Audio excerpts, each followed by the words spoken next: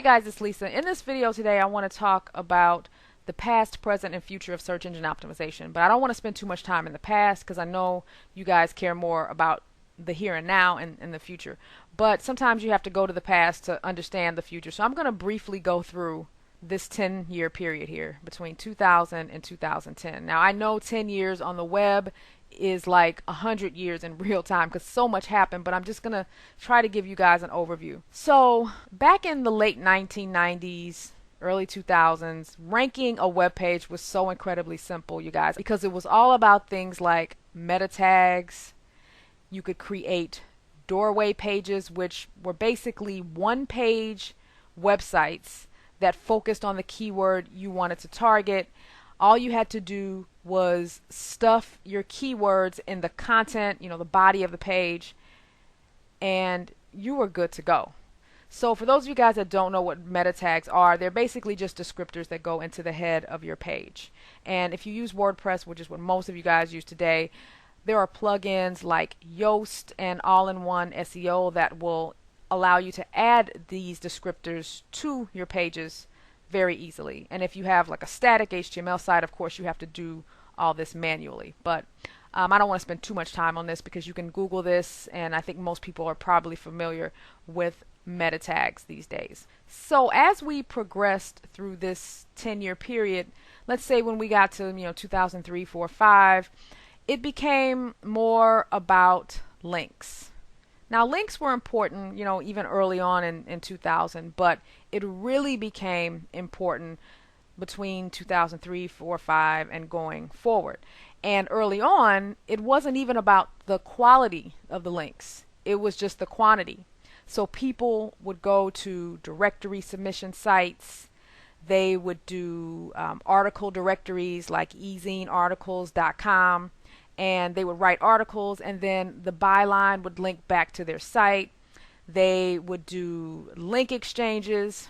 So any way you could get links to your site, that would help you rank well. Of course, as we moved along, it became more about the relevancy of the links, but early on, it was just about amassing a bunch of links. Another metric that became very important in the early 2000s was the keyword density metric, which is basically the ratio of the keywords on your page that you want to target to the number of words on a page. So people had figured out, like, hey, if you want to rank #1 in Google, all you need is a 3% keyword density ratio for the keyword you want to target, and you can get #1. I mean, it was really that simple. Now, of course, as we got into 2008, 9, and 10, some of these things became a little bit more tricky. For example, keyword density became harder to figure out. It became more about the relevancy of the links that point to your site and all that. So now I want to focus on 2011 because I really think the last 3 years, 2011, 12, and even now 2013, that's when all of the big changes have happened. 2011, the reason I feel like this was a really big year, because for the first time, we started to see websites that had never been impacted by any of these updates get impacted. So it was like the bar for quality had been raised tremendously. So in February, April, and September of 2011, Google launched 3 really big Panda updates. That's what the algorithm was called. The algorithm is when Google decides to change how they rank websites. So the Panda update targeted sites that did too much keyword stuffing, had too much duplicate content, people that had outdated, stale content, and people who just did not have enough quality signals pointing to their site, like social media signals, relevant links, and all that kind of stuff. If you did not meet Google's criteria for a quote-unquote quality website, then you were impacted by one of these large updates in 2011. Now, there were a lot more updates in 2011, but these were the 3 big ones. The other thing that became really big in 2011 was personalized results. So not everybody can see the same search engine results anymore. So you may do a search for your own keywords and see that you rank number 6, but someone else may do that same search and see your site on page 2, the number 12 result. So everybody is seeing a different result. So it's really hard to know exactly where you rank. The only way to really tell where you rank is to log into your Google Webmaster Tools account and look at the traffic reports and look at your average rank for the various keywords. Because Google now ranks websites based on previous searches that you've done, websites that you visited, your social network. So if you are friends with someone in a social network and they like something, then that will show up in your results. So it's hard to really know where you rank unless you check your Google Webmaster Tools account. Now, the other thing that started happening in 2011 is that people started to really question Google's motives. For a long time, it seemed as if Google was rooting for the small business person. But with all of the updates in 2011, people started to wonder if they were starting to try to force people to spend more money on ads and, raise the brand sites and then lower, the small business sites to force more ad spend with Google AdWords. So people started calling Google all kinds of names. I heard them calling them the devil. As you can see, you guys, I'm not a very good drawer, but you get the idea. So yeah, so many people who had been doing this full time had to go back to their full-time job because they had lost most or all of their traffic in some of these Google updates. So the hate on Google spread pretty far starting, in 2011. So now let's go to 2012. Because 2012, it really was more of the same. But there was another big update that happened on April 24th, and that was the Google Penguin or web spam update. So Google basically said, look, this is my sad attempt at a penguin. Wow. Okay, this is a very, very sick penguin. Yeah. But Google basically said, look, we don't like the links that are pointing to your site. So we are that is a sad penguin. Sorry, I had to let me just erase this because I can't even look at it. But anyway, hey, I will never do one of those draw my life videos because this is sad. But anyway, Google is basically saying, look, we don't like the links that are pointing to your site, so we are going to either derank your site completely or lower your rank significantly because we don't like the links that you have pointing to your site. Because for so many years people had been buying links. They were using services like Build My Rank, which I think is no longer, to build up their link profile. So people were manipulating the search engine results to change or influence their rank. So Google got tired of it and they said, look, just because you can amass a bunch of links, that doesn't necessarily mean you deserve to be ranked. It just means you know how to get a bunch of links. So we are going to derank or lower the rank of many of these sites who have been using these linking schemes. But here's one thing I want to mention about the Penguin update. I think there are some misconceptions about it because a lot of people assumed that their decrease in rank was just about bad links. In some cases, that was what it was about. But the biggest thing that I think people don't understand about Penguin is that it was a devaluation in links as well. So what happened is, if you lost your rank, it may not have been because of bad links. What also happened is Google said, look, we are not going to count those links that used to count for your site. So because of that, your rank is going to get lowered. So it may look like a penalty, but in reality, it just means we've devalued those links. So those links from those article sites or those directories that you submitted to, they just don't count as much. So we're going to rank you where you would have ranked if we had not counted those links in the first place, if that makes any sense. The other thing that happened in 2012 with regards to Penguin is that Google started to be a little bit more transparent, and they started sending out notifications to people in their Google Webmaster Tools account. And if they saw links that they didn't trust pointing to your website, you would get this notification. So it would say something like, we've noticed that there are links pointing to your site that are not within our quality guidelines, so you may see an impact in your ranking, and then a couple days later your ranking may go down. So they would give you the opportunity to remove some of those links, and once you do that, you could submit a reconsideration request. And this reconsideration request may help you get your rankings back if you were able to remove enough of the links. Well, this made people nuts because people literally began hiring people to contact other people on their behalf to get links removed, and so it just was a mess. For some people this worked, for others it didn't. So for people who could not get those quote-unquote bad links, unrelated links, spammy links removed, Google introduced a disavow tool. And that's a tool that's attached to the Google Webmaster Tools area. And basically you can tell Google, look, these links are not relevant to my site. Please ignore them. The tricky thing about this tool, though, is Matt Cutts warned everyone when this was announced late last year that not everybody needs to use this tool. In fact, most people don't need to use the disavow tool.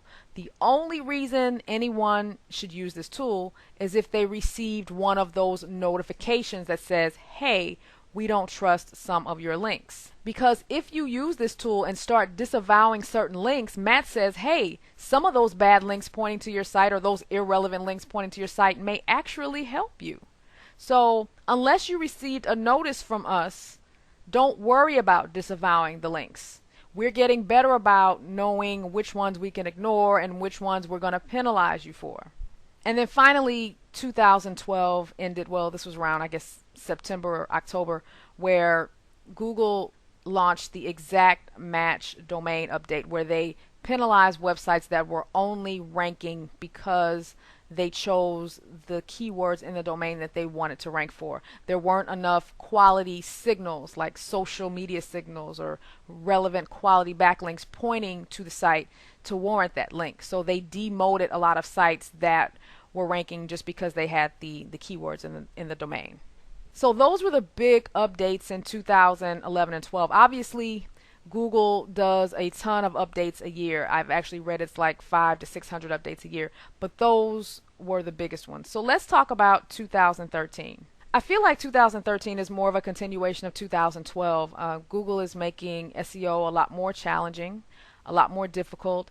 They are definitely still targeting spammers, black hat spammers, people using linking schemes and things that are against the Google guidelines to rank their websites. One of the big announcements that came out earlier this year is that Google mentioned that there are going to be no more Panda updates announced.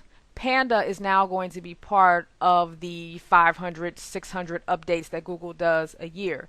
So there will be no more Matt going on Twitter saying, hey, we just rolled out Panda 15.6 or whatever. It's just going to be part of the regular algorithms. The other thing that we're continuing to see, and I talked about this for 2011, is that personalized search is continuing to get more and more personalized. We're all seeing different results. So a rank of a number 7 is not as valuable in 2013 as it would have been in 2005, because you may rank 7 on your computer, but to someone else you may rank a lot lower. So the average rank is what's more important, and you can check that in your Google Webmaster Tools account. Also in 2013, social media. Social relationships are the new backlinks. Here's what I mean. Let's say you begin following people that have websites similar to yours, or similar topics, right? And so you start talking to these people and building relationships with these people, and they began sharing your content from their social media spaces, so Twitter, Facebook, the more influential people that share your content, so if they have a lot of followers, those people that share your content, especially if they have sites and followers related to what your site's about, those shares are going to be much more influential on your search engine optimization than someone who shares your content that has no following at all. So the relationships that you build with people in your space are so incredibly important. But more importantly, when the influential people share your content, that also matters more. The other thing that's having a huge impact and will continue to have more of an impact as time goes on is your author rank. That is basically derived from your Google authorship. So Google authorship, and you guys can Google it. I'm really trying to keep this from being too long, but it's kind of hard to do.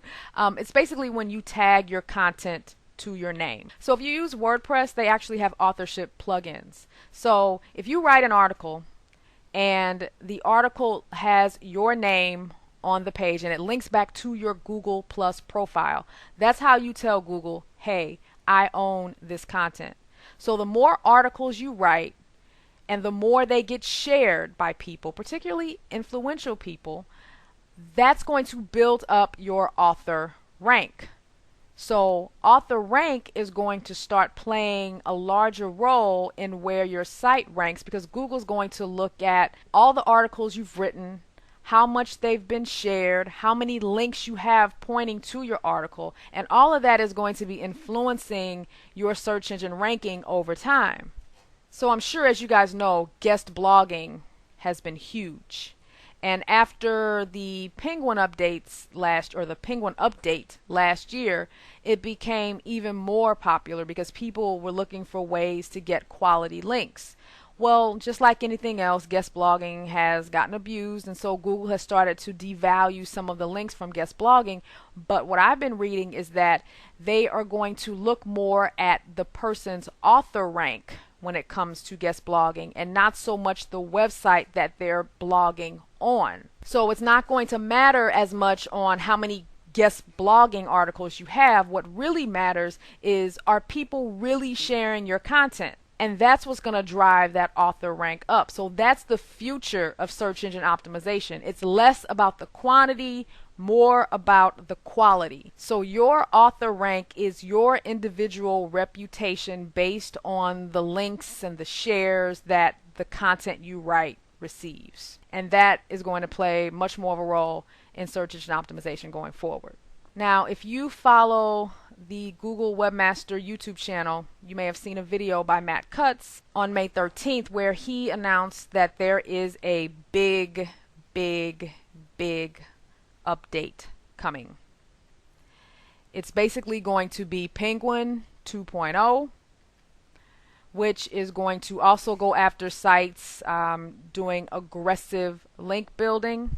But he also said something a little interesting in that video. It sounds like certain people were kind of on the border or in the gray areas when it came to being impacted by previous Panda updates.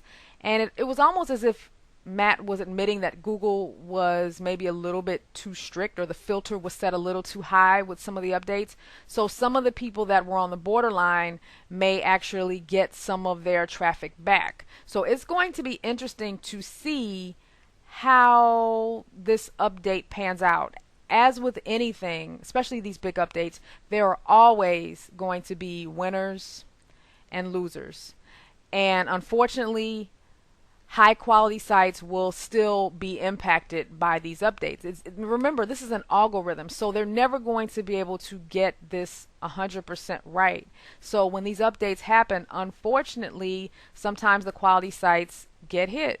That is why I cannot emphasize enough. You guys know I'm always talking about this, but you've got to diversify.